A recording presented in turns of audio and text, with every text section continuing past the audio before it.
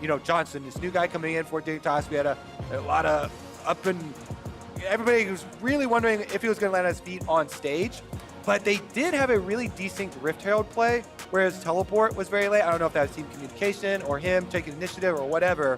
But the team play not quite in sync last time around, and delivering Dignitas their first loss. It's going to champ select, though. A Kali Rumble off the bands here from top lane. So TSM will first pick that Sett. He is back, baby. Sett is incredibly strong. However, he did lose over in game 1 of the day, so maybe it's not as good right now, or who knows? Soraka, which is available. And a very good top laner, of course, herself. Aphelios on the board for Johnsun, counteracted by the misfortune right away as Zaya was off the table. And it's an aggressive bottom lane here. MF Leona is a lot of forward pressure. Aphelios is one of the maybe the very squishiest conventional bot laner in League of Legends.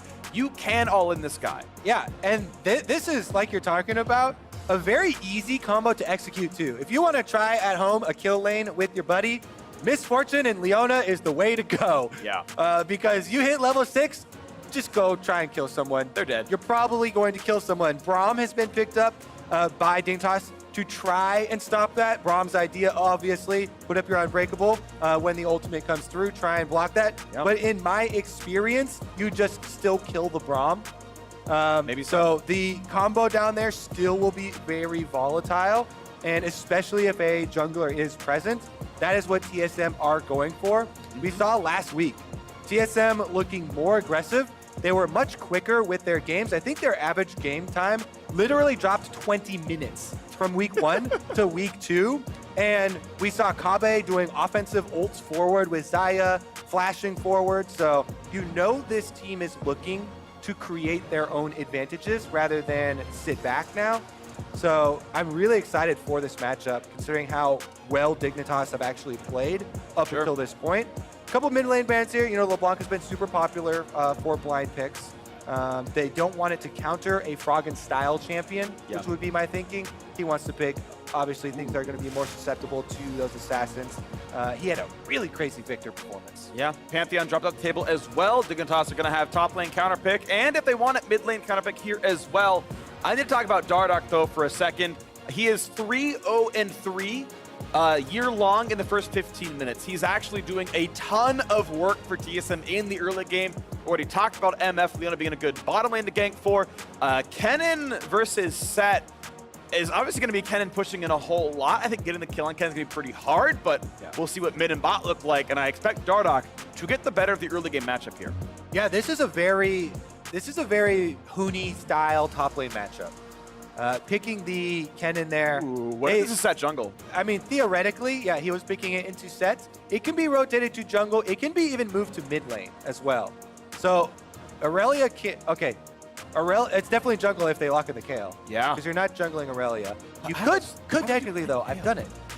I don't know about blinding Kale, but if TSM knows, well, they're assuming it's going into Kennen. Yeah, but I mean, I feel like Irelia is going there. Like Irelia's going into Kennen. You're putting Syndra in the mid lane as your blind, and Sett is getting jungled here for Dardoch. So that's his 5th unique champion in 5 picks. They got the flex to put the Kennen up and then find a matchup that Broken Blade wants to play. And Broken Blade had a really good week too. He put in a lot of damage, did a lot of work, and he gets counterpicked top lane in a volatile matchup where the Irelia can absolutely take over this Kennen, especially if your ganks work. On the other side, Froggen is picking himself into the matchup that Syndras tend to want. There we go! The Vel'Koz is back for Froggen. There's a Froggen champion. Yes, it is. Super long range, great wave clear. You max the W quickly. It actually feels so amazing on Vel'Koz, just to annihilate a minion wave. I want to talk a little bit about Sett jungle, though, because we have only seen it top lane thus far. I know, and I talk to a lot of the pro junglers just all the time trying to get tips and tricks, but they have all been practicing Sett jungle. In my opinion, I had more fun with it because Chilling Smite gives you more mobility than you're used to on top lane Sett.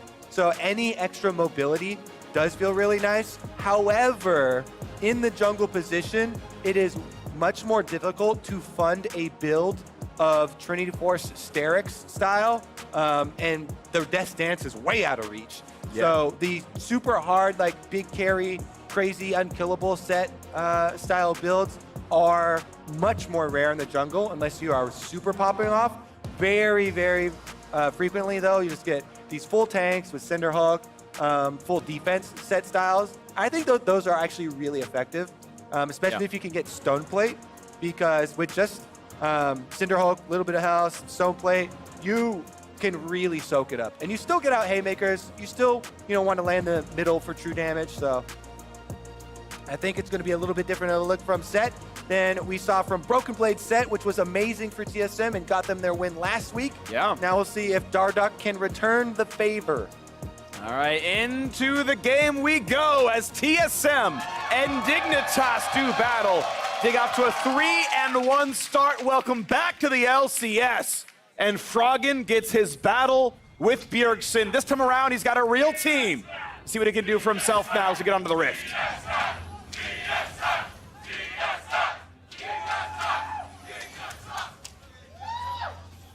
Wait, where's the dig chance? We got a couple There at was the like end. 2 half-hearted clipped dig chance at the end there. All right, well, we got a quick word from Biofrost on reuniting with Bjergsen. Bjerg's more constructive. I think he makes his feedback a little bit more constructive than before. When I first joined TSM, there's a little bit too much red energy, A little bit too much of like emotion. Now it's a lot more constructive. So I would say that's part of his growth. That's one way to put it. I would say that Freak is always red energy, by the way. He will always flame anyone in the vicinity, even if he doesn't have any malice towards them. Nope, Yeah, not at all. just because he thinks it's funny. Shut up, Kobbe. Yes, sir. And see, they left. Got him. Got him. It's really nice to hear, though. People, everybody that goes in and out of TSM. Well, never mind. Let's watch this. Q for a Q. 2 auto lead. Broken Blade popping off in the early landing phase. Hey, nice counting, by the way. Thank you. It's really nice of you to notice that. Still got his Corrupting Potion charges going there. Used it for the extra burn on his trade. Won't have that much sustain left for himself, though. So we'll have to see if he actually makes use of that extra damage. Oh, yeah. Couple of groans there for some missed minions. But it's equal farm. Yeah. Froggen also took some damage while he was pushing up, too. So not only did he miss one as well, but also actually got a good trade in there. The earlier stages of Vel'Koz are a little bit more finicky until you can get your super clean insta double W cast. Good sidestep, good stun though. Broken Blade out of turret range and takes one turret shot for the auto. I maybe take that one. Nice play by Broken Blade. Yeah, I definitely take it. He's also pushing it up here on Huni. Let's see how he deals with jungle difference though, because oftentimes you look at a matchup in isolation and think, oh, what was a good trade? What was a bad trade? Is this even a winning matchup? Well, he knows that his jungler is bottom side of the map. Grig could have been there, but he's actually going mid. We'll see if they land this. Ooh, almost the slow. If he ever goes left, he's in Goku range. Right now, there has to be a flash. You can react to that with Bjergsen's reflexes. So no gank to be found. Nice attempt. And that right there, I honestly want to go back to looking at mid lane because that was the difference between our first game and this game. Bjergsen hovers down to the bottom side of the map where they have a ward. Safety side on the bottom side, so he doesn't put himself out there for the Elise, for that cocoon you're talking about. There's the trade of blows on the bottom side, and yeah, that's what you get with Braum. The shield comes up, you get the guaranteed stun on the way out, and Biofrost loses far more health than Aphromoo does. Yep, they do push the wave in though, so now they get time to roam. They can go get a scuttle because Leona has a stun in her kit. Actually feels really nice if you can take that as a bottom lane. Maybe with Dardoch crossing mid though, he wants to claim the jungler bounty. That's gold that's rightfully his. Well, right now it's pulling back the Skull Crab. Cash money in the pockets. Oh, there you go. Meanwhile, Grig just taking the high gold camp of Krugs. Takes the recall, 5 camps in.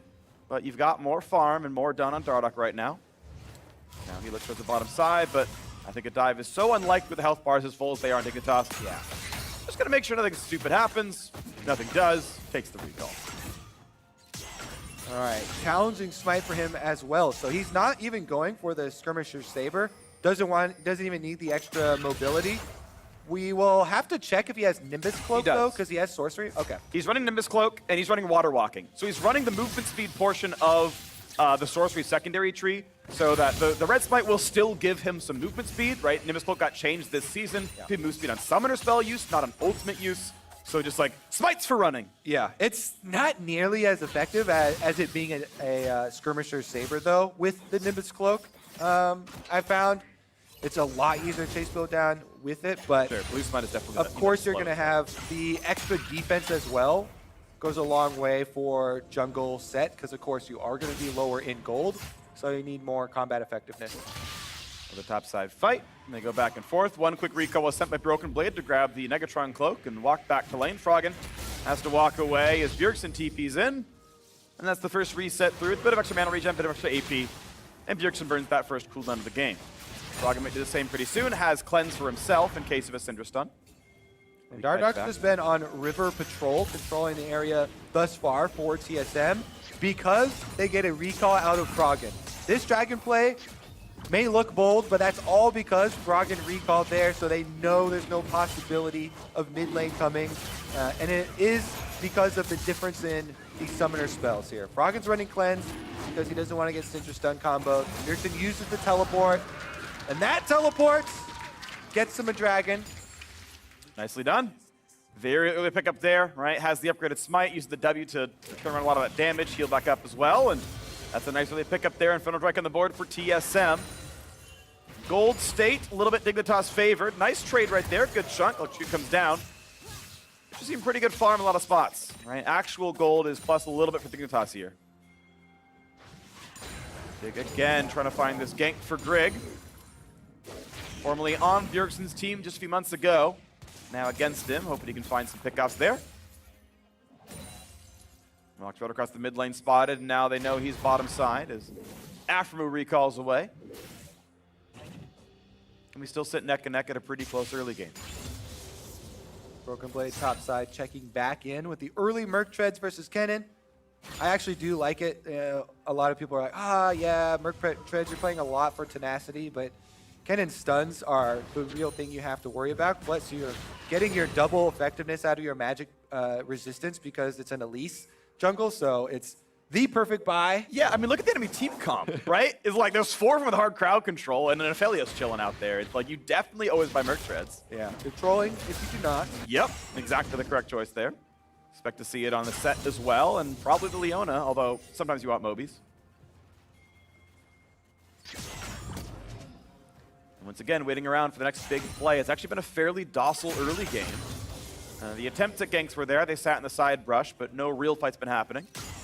Biofrost kind of learned from the first trade that you can't really E in on the Braum squad, apparently. So they're trading farm back and forth. But look at this 20 CS lead to Kobbe. Now, there is a wave being pushed in that will answer back a little bit, but Kobbe right now with the farm lead in that bottom side.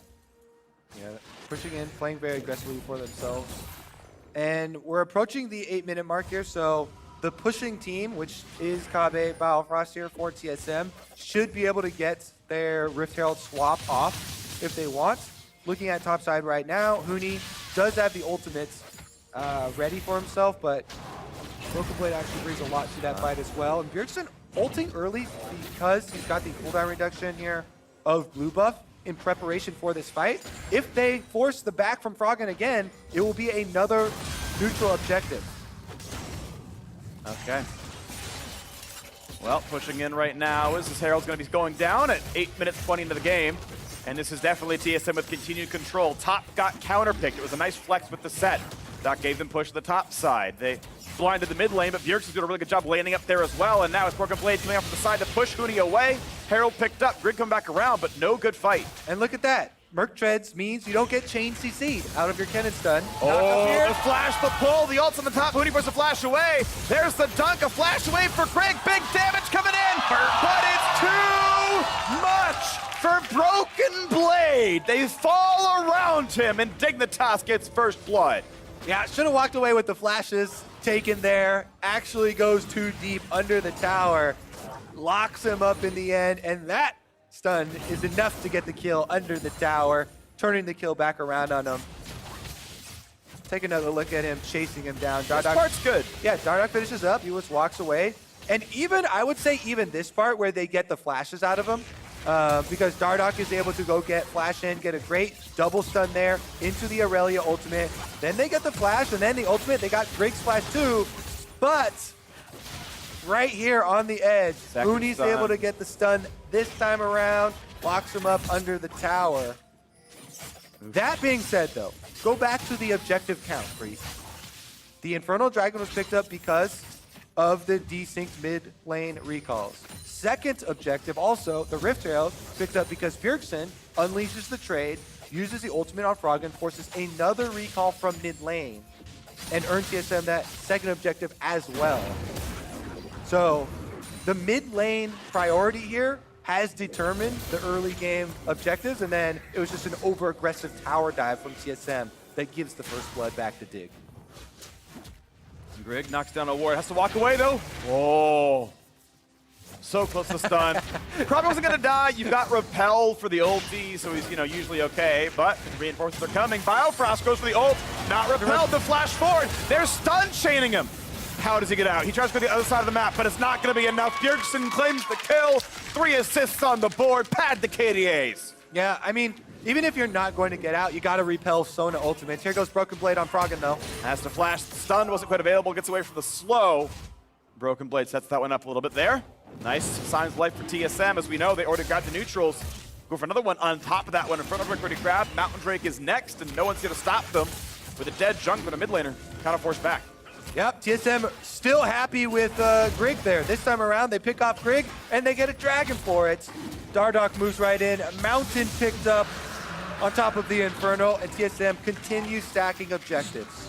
Kobbe, more likely to win the split, TSM or Dignitas? Win the split? Win the split. Which one's more likely?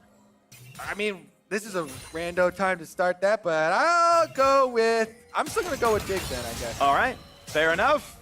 What prompted that? It was on this or that with Jat and Cap. Okay.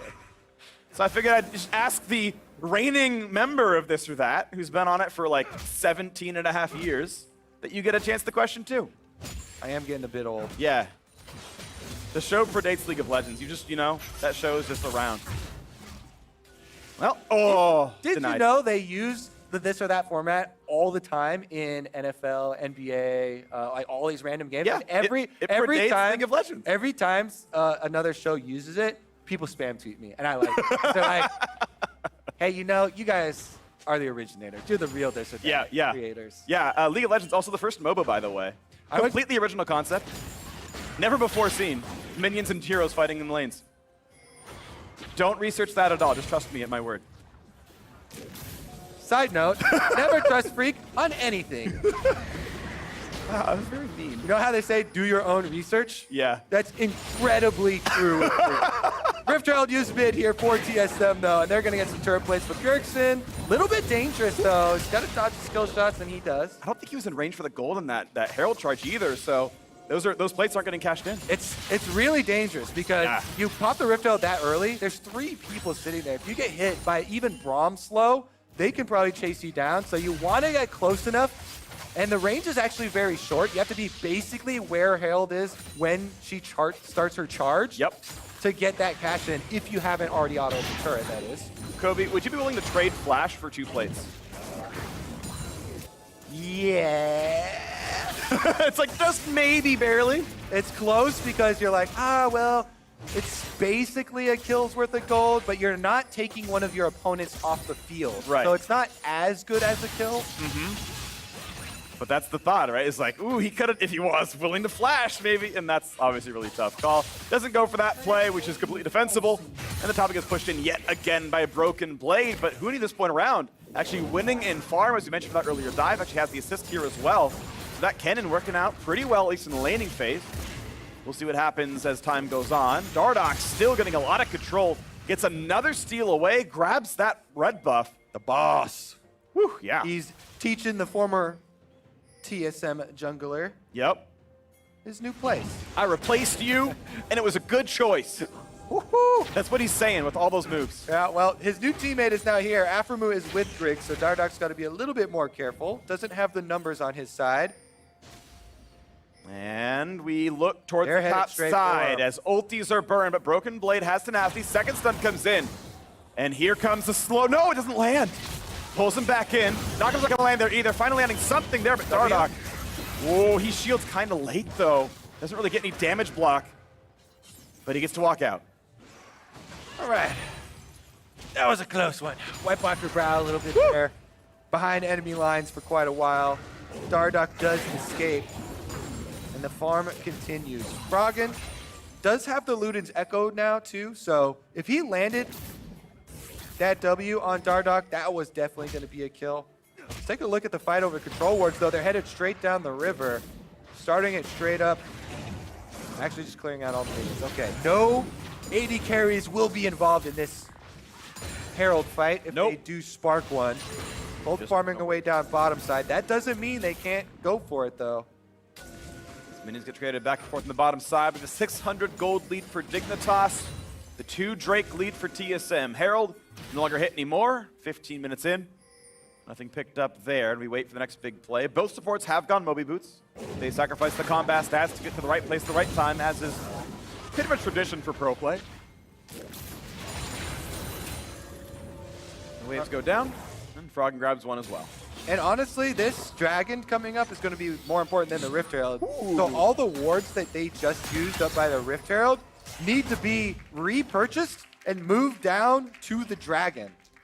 Gotta say, I missed the setup. I'm sorry. So much was going on in the early game.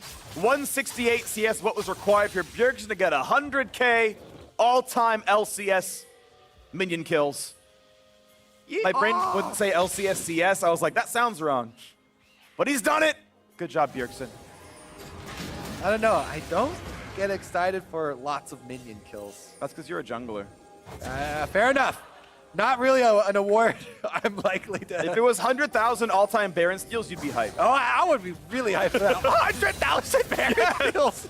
Oh my... You said you were excited for CS. All right. Well, I could get excited for a dragon fight here. Dardoch's looking for a way in there on Sett. Does have the red buff for himself. They also push this mid wave. Mid wave priority acquired for TSM, allowing them to move into the river. Nice poke. No oceans picked up yet for TSM, so none of that extra regen for anyone but Sett, really. But look at that. Bjergsen gets a couple of shots off of that turret. Doesn't even get hit on the way back. Here comes the ocean pull here. Everyone is around. Huni, he's going to burn the TP, but Sett's going to stop him. He's going to stop the teleport. Nice use of the ultimate, but it's not going to be an ult in the team fight, so doesn't even mean all that much. Finds a stun as well. Will they go in on Dardoch? They're going to find a bit of damage. Flash over the wall. Ooh, Leona's going to miss now as well. Broken Blade burns his stun on top. A bit awkward here, actually. That teleport was going to behind the pit for a possible flank. Now they're going to start the dragon up again. Oh! That's a nice shield in the way for Aphromoo, and a nice smite comes in for Grig. It doesn't mean the mid turret goes down, though. TSM trade the Ocean Drake for the turret kill. And they could transition up to the Rift Herald as well. They push mid lane here, and they're going to pull that one out. Rift Herald does not do much damage at all. All you have to do is dodge the cleave, basically, that she does when her eyeball opens up. So it's a very risk-free objective to actually start up at any time.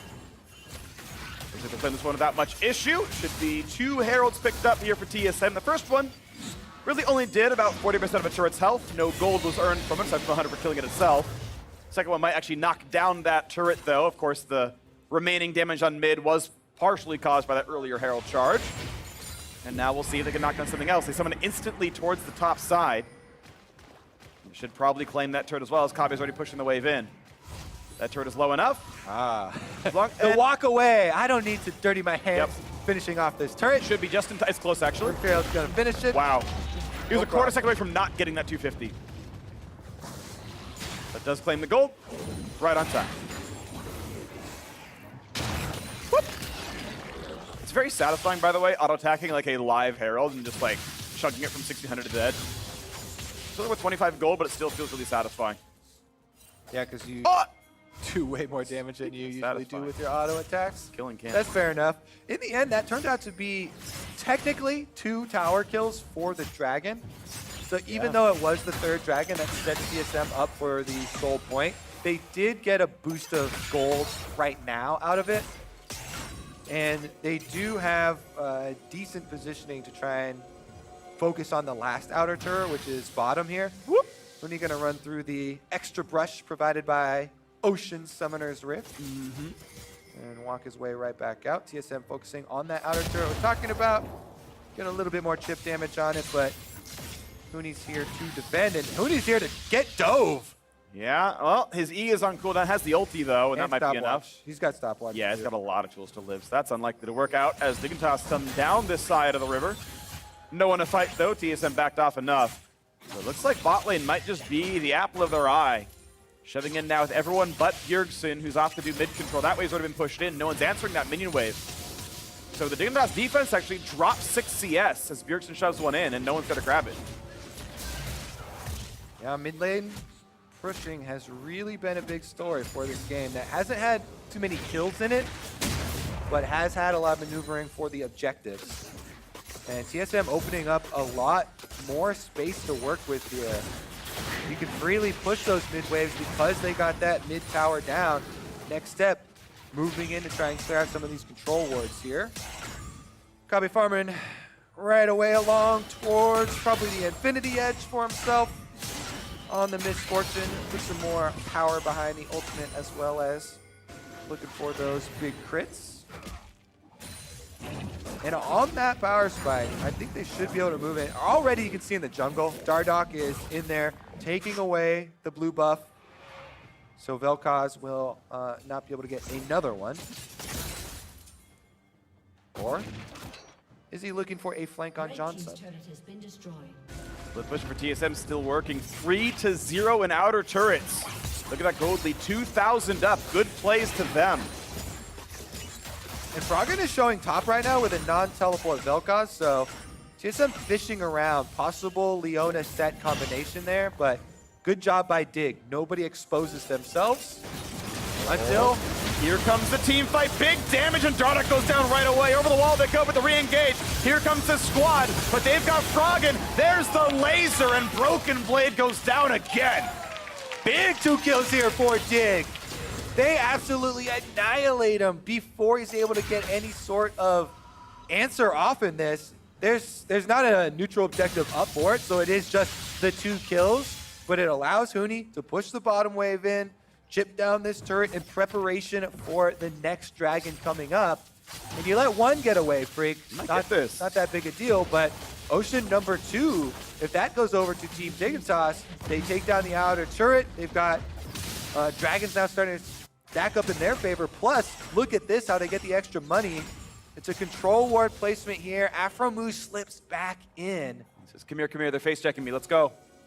And they do see him with the sweeper, but that Braum stun. Oh man, it feels good to kill a Sett with no W. He never gets time to get the haymaker off. Fully stacked up there with the grit. Yeah. And they 100% to 0. Braum stun into Cocoon from Grig. And he gets some payback on the new TSM jungler. And Johnsun was on green-white for his guns. He had the Chakram turret with a sniper rifle for the offhand. The marks reset your auto attacks, so you're just like throwing damage down in those cases. Put out absurd damage in that one and just pretty much one-shot that poor jungler who doesn't have any armor. He's got a Syndra Hulk and a Kindle Gem for tank stats. Blew him up. Well, definitely well played. Stacking CC even into the Merc Treads there by Dig.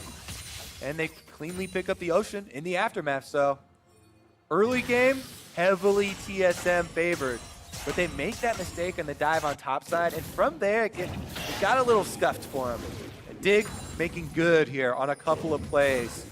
Punishing Dardoch and Broken Blade. See what they can do with it, because with that extra regeneration, feels really nice when you have a lot of these longer range options too. If you can disengage and then circle back for another one, you've got Vel'Koz. And your second engage, you use the Kennen Flash. That will be a completely different story here. So, Dig clearing out the vision here around Baron and moving up towards Bjergsen. This is a game I want to point out where actually the value of Morellonomicon Executioners goes up quite a bit. Because we've got Dig with 2 Oceans already, which is in-combat regen. And the Soul is likely to come in as well, which is even more in-combat regen. So regardless of comp, you're actually in a pretty high regen game where you actually really care about Grievous Wounds in your build. So you want to see that come through at some point, especially when they get towards Soul Point here, which Dig seems likely to grab. Good stun, good poke towards Dardoch, but he's very tanky. There comes the engage, good repel, but is there a re-engage? This could look very good. A little bit too early for Bjergsen. cannot find the stun, and Grig gets out. Yeah, he's gonna have to burn his flash in order to do so. So TSM do force a summoner spell with the pick and the Leona ultimate, but TSM get out unscathed. Nobody goes down. What can they do with this control over the red quadrant of the jungle?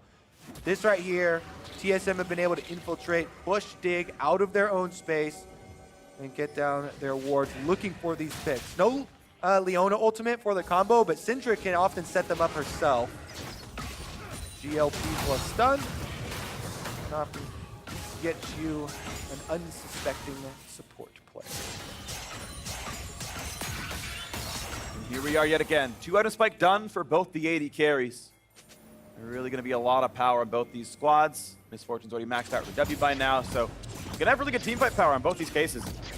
Death cap done for Huni, obviously really big deal as well for the backline access. And let's find out when these fights come through. Triforce done for Broken Blade. Sterix Gauge stacked up, plenty of time here. Or not Sterix, but Jarum's Fist. Flank is going to be the name of the game here too, Grig. TSM are behind Dig right now, but they're so split. Whoa! Grig is gone. The flash engage for Biofrost. The dunk on the top as well. Aphro can't run away fast enough. That's going to be stopwatch for a second. Broken Blade finds Froggen. Huni the backline will try to claim Kobbe. Finally takes him down. Zonia's buys a second. There's the ult. Oh, that's some damage, but look at the team fight. It's 4 kills to TSM, only 2 for Dignitas. Yeah, Dardoch doesn't go down in that explosion from the Aphelios ultimate. He barely survives it. So TSM come away with such a big victory. I said flank is the name of the game. Well, TSM won the game, Frank. That was a beautiful flank. They get the instant kill off that pick with this Syndra stun that we keep mentioning. 3 games in a row, 3 Syndras. The long range run does find the kill here as Grig walks over to the control ward and they deliver to their old jungler. Yeah, that's exactly what we're talking about. Then Leona goes in, they get the full engage. Dardoch on Sett, full flank here. They even get teleport from Broken Blade, I believe, to get the full flank on Froggen, and they're chasing down the kills. Huni for Dig does get Kobbe, and Johnsun is going to be able to answer because 4 members are grouped up. So those are the Dream Infernum ultimates where you do get those kills. But he actually only got 1 with it. And in the end, TSM super happy coming away with the extra money.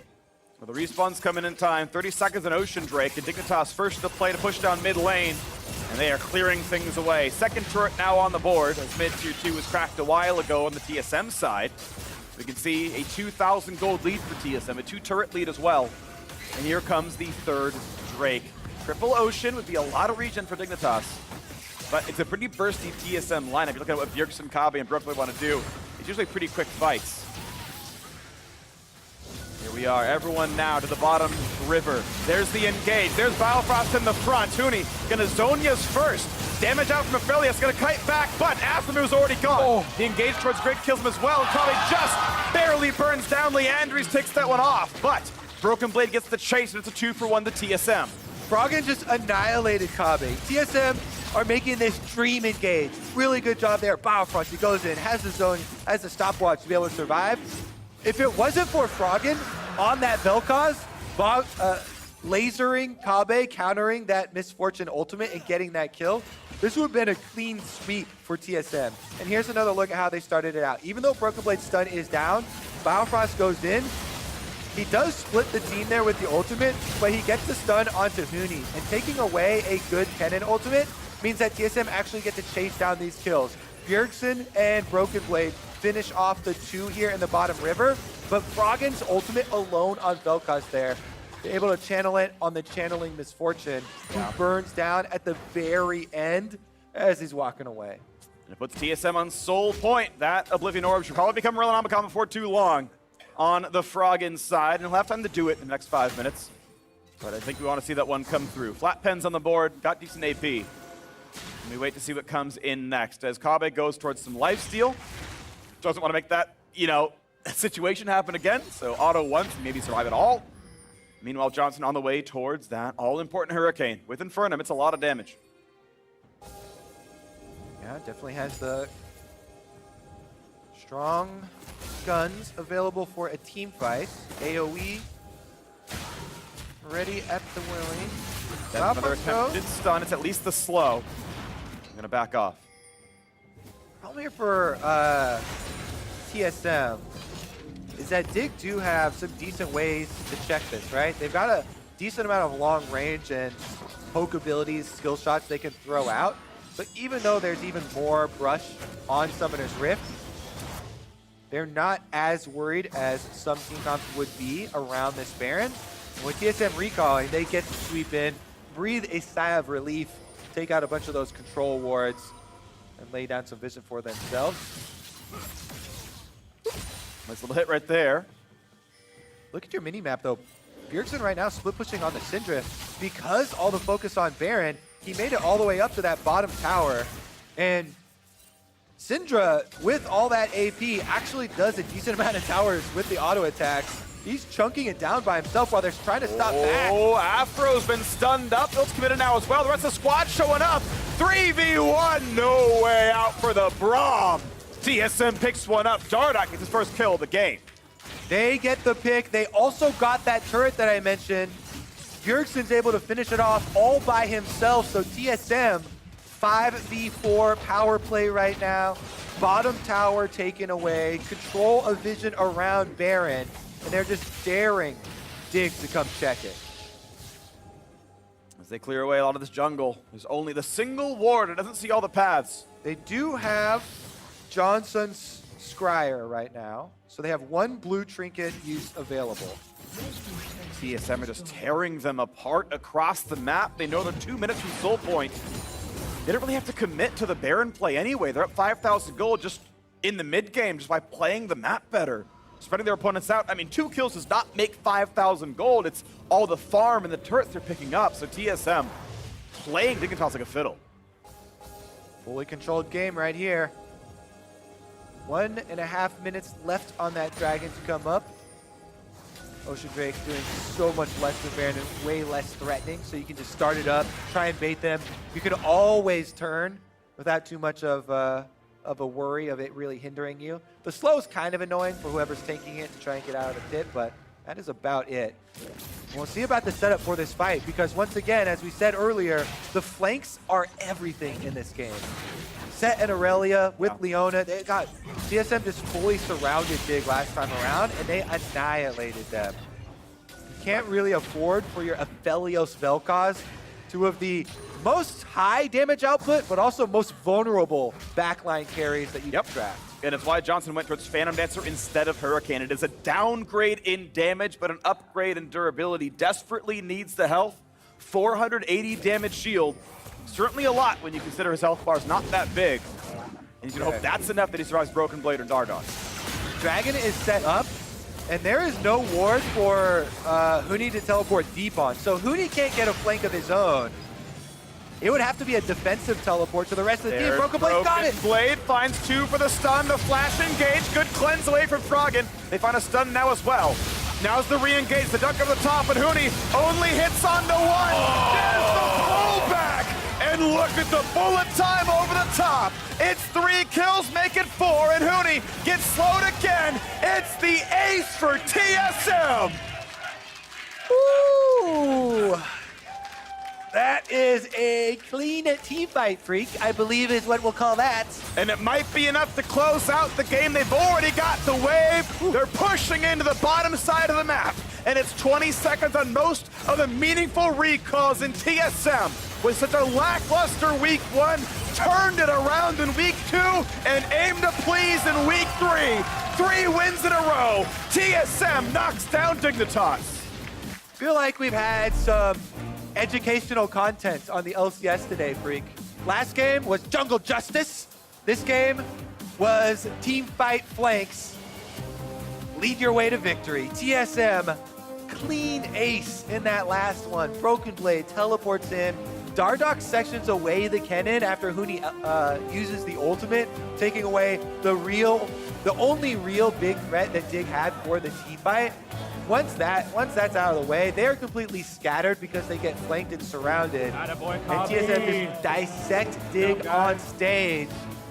So So may have to change the answer to the this or that slide. Yeah. As TSM with a very